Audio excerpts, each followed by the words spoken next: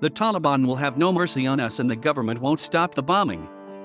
The resident of Lashkar Gah in southern Afghanistan is one of thousands trapped or fleeing for their lives as fighting for control of the city rages between militants and government forces. Capturing the besieged Helmand provincial capital would be of huge symbolic value to the insurgents as they continue their rapid advance after the pullout of foreign forces. Helmand was the centerpiece of the US and British military campaign. The United Nations and other agencies are warning of a worsening humanitarian crisis. At least 40 civilians have been killed in Lashkar Gah in the past day, the UN said on Tuesday. The Afghan army urged civilians to leave Lashkar Gah ahead of a major offensive against the Taliban, the hardline Islamist group that was driven from power by US-led forces 20 years ago. Elsewhere in the south, Taliban are trying to capture Kandahar, their former stronghold, and clashes have also intensified in Herat in the west.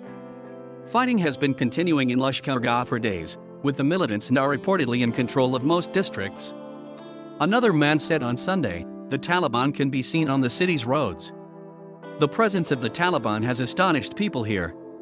Shops are closed, and government military vehicles are lying destroyed in the middle of the road. The war continues within a few meters of the governor's office and the National Security Directorate.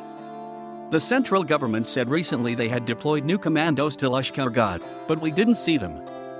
Hundreds of Afghan reinforcements have since reportedly been deployed to the city. At the weekend, Atullah Afghan, the head of Helmand Provincial Council, admitted that fighting seemed to be getting out of our control. The Taliban have made further advances this week, despite Afghan and US warplanes targeting the insurgents.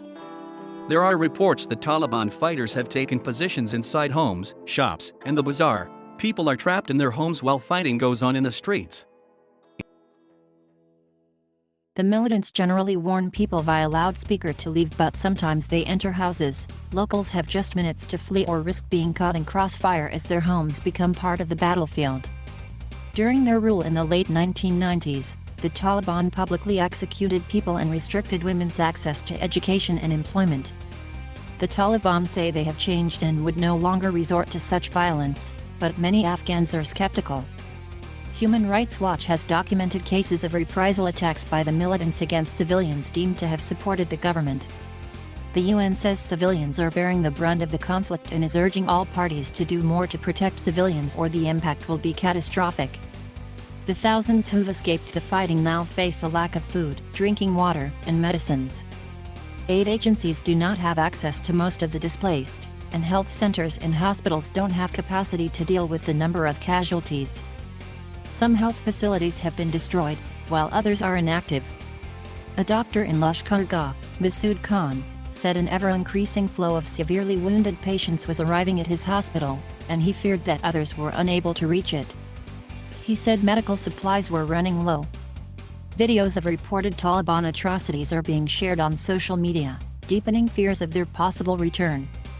The United States and Britain say the group may have committed war crimes, accusing them of massacring dozens of civilians in revenge killings in Spinboldak, on the border with Pakistan. There are also reports that at least 40 Hazaras of the Shia Muslim minority were targeted and killed in Balistan in eastern Ghazni province. The Taliban have dismissed the accusations as baseless, and are posting their own grisly images of civilian casualties in Afghan and US airstrikes. Those trapped in the worsening fighting have few options. I do not know where to go. There are clashes in every corner of the city. An Afghan interpreter living in the city said his life was under threat from the Taliban because he had worked for the British forces. I have changed address 3 times.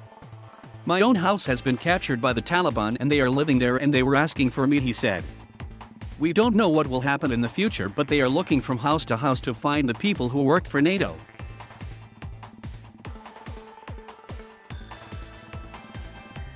Thank you for watching. Please subscribe